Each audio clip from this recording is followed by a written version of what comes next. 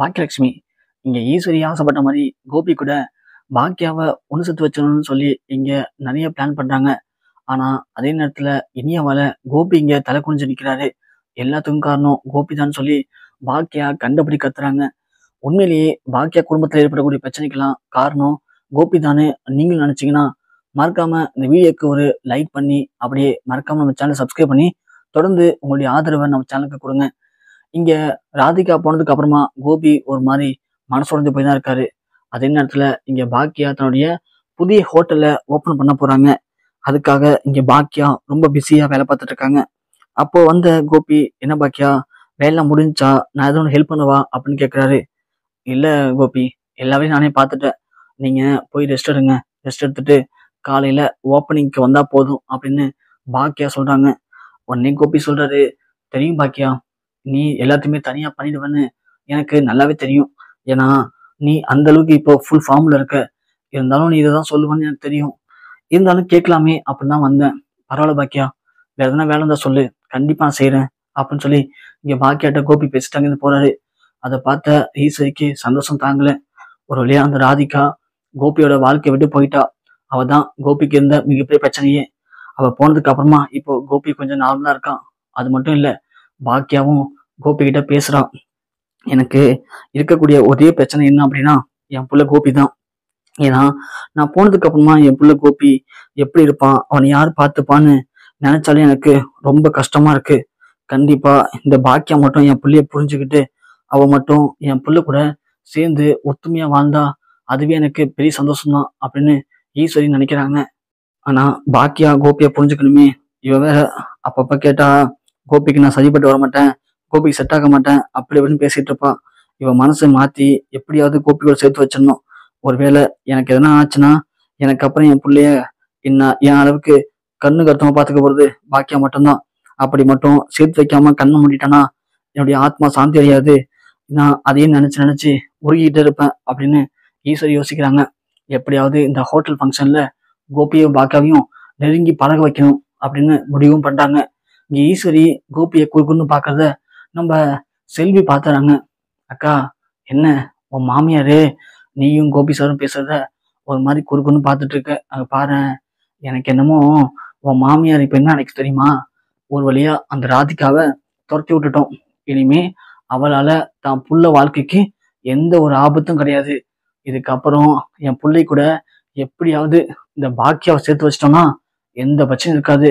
என் பிள்ளைய இந்த பாக்கியா சந்தோஷமா பார்த்துப்பா அப்படிங்கிற மாதிரிதான்க்கா யோசிச்சுட்டு இருப்பாங்க மாமியாரு. இங்க பாக்கியவனு, செல்வி என்ன பேசிட்டு இருக்க? அதெல்லாம் ஒரு விஷயம் நடக்கவே நடக்காது.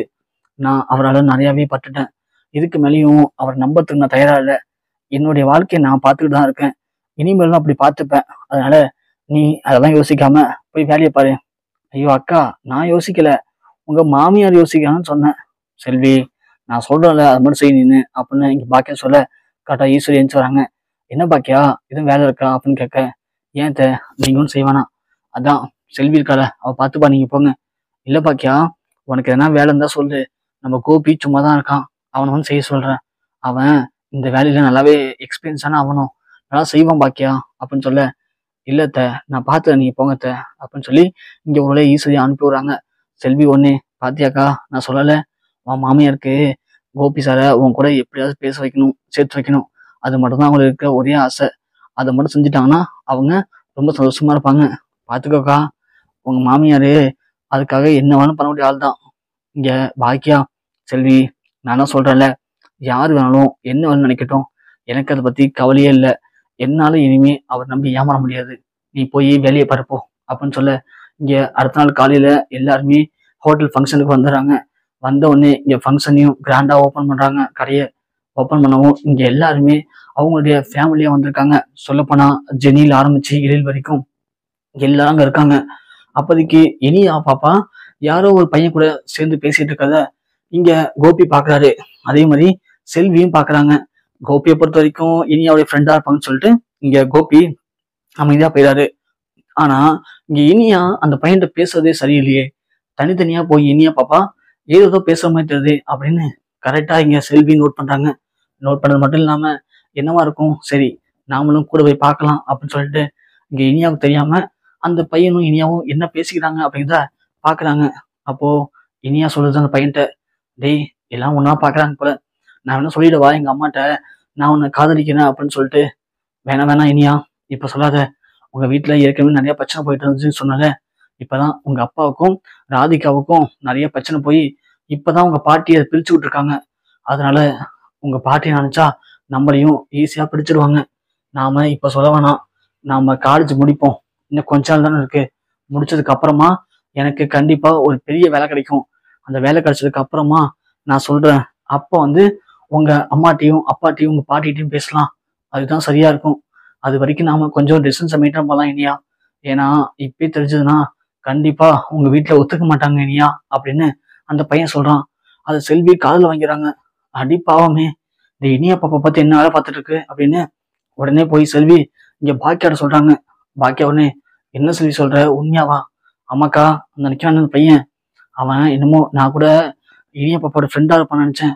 ஆனா அந்த பாப்பா அந்த பையனை காதலிக்குது. அது ரெண்டும் பேசியிருந்தா நான் காதல் வாங்கினேன். அந்த பையன் கொஞ்ச நாள்ல காலேஜை முடிச்சுட்டு வேலைக்கு போயிடுவானா. வேலைக்கு போனதுக்கு அப்புறமா வந்து உன்கிட்ட பேசி முடிவு பண்ண போறானா அப்படின்னு சொல்ல, இங்க பாக்கிய நேரா வந்து, இனியா நில்லு, அந்த பையன் யாரு அப்படின்னு கேட்க, அவன் என் ஃப்ரெண்டுமா. ஏமா? இல்ல, எனக்கு தெரியும் நீ அந்த பையன் லவ் பண்றியா. அம்மா என்ன சொல்றீங்க, அதெல்லாம் ஒண்ணும் இல்லம்மா. இனியா, நான் சொல்றது கேட்கறத மட்டும் பதில் சொல்லு. எனக்கு தெரியும்னு சொல்லிட்டேன்ல, உண்மையை சொல்லு. எவ்வளவு நாள் அந்த பையன் லவ் பண்றீன்னு. அம்மா அது வந்துமா, சொல்லு இனியா. அம்மா நான் ஒரு வருஷமா அந்த பையன் லவ் பண்ணிட்டு இருக்கேம்மா. ஒரு வருஷமா லவ் பண்றியா? என்ன நீ அதெல்லாம், உனக்கு இப்போ என்ன வயசு ஆகுதுன்னு லவ் பண்ணிட்டு இருக்க? இன்னும் நீ காலேஜை படிச்சு முடிக்கல. காலேஜை படிச்சு முடிச்சுட்டு நல்லா வேலைக்கு போகணும். இந்த உலகத்தை பத்தி நீ நல்லா புரிஞ்சுக்கணும். அதுக்கப்புறம் நீ யாரையாவது காதலிச்சு கல்யாணம் பண்ணிக்கிட்டா ஒரு பிரச்சனையும் இல்லை. ஆனா இப்படி உலகத்தை பத்தி சரியா புரிஞ்சுக்காமலே கல்யாணம் பண்ணிக்கிட்டா அப்புறம் என்ன மாதிரி நீ கஷ்டப்பட வேண்டியதுதான். நானும் இந்த உலகத்தை சரியா புரிஞ்சுக்காம எதுவுமே தெரியாம கல்யாணம் பண்ணிக்கிட்டு எவ்வளவு கஷ்டத்தை அனுபவிச்சேன் பார்த்துட்டு தான் இந்த இனியா. அப்படி இருக்கும்போது என்ன இனியா, காதலிக்க வயசாது. ஏமா இந்த வயசுல காதலிக்க கூடாதுன்னா அப்போ எப்பதான் காதலிக்கிறது? அப்பா மாதிரியா? சொல்லுங்கம்மா. அப்போ அப்பா காதலிச்சா மட்டும் அதுவும் தப்புன்னு தான் சொல்றீங்க? இப்ப காதலிச்சாலும் தப்பு, அப்பா வயசுல காதலிச்சாலும் தப்புனா நான் அப்போ எப்பதான் காதலிக்க முடியும் அப்படின்னு கேட்க, பாக்கியவானே பாத்தீங்களா கோபி, நீங்க பண்ண காரியத்தினால இனியா அப்போ என்ன முடிவெடுத்திருக்கா பாத்தீங்களா? அப்போ காதலிக்கிறது தப்பு இல்ல, காதலிக்கிறதுக்கு வயசும் இல்ல, நமக்கு பிடிச்சா பிடிச்சதை பண்ணலாம்னு சொல்லி எப்படியாப்பட்ட விஷயத்த பண்ணிருக்கா பாத்தீங்களா? இதைத்தான் நான் தலைப்பாட அடிச்சுக்கிட்டேன். நீங்க பண்ற தப்பு, அதைய நீங்க தனியா போய் பண்ணுங்க, என் வீட்டுல இருந்து பண்ணாதீங்கன்னு சொன்னேன். ஆனா என் வீட்டுல உட்காந்துட்டு நீங்க பண்ண எல்லாத்தையும் இனியா எப்படி புரிஞ்சுக்கிட்டு எப்படியாப்பட்ட முடிவெடுத்திருக்கா பாருங்க அப்படின்னு சொல்லி இங்க பாக்கியா கோபியை பார்த்து நாக்க பிடிக்கிற மாதிரி கேள்வி கேட்கிறாரு.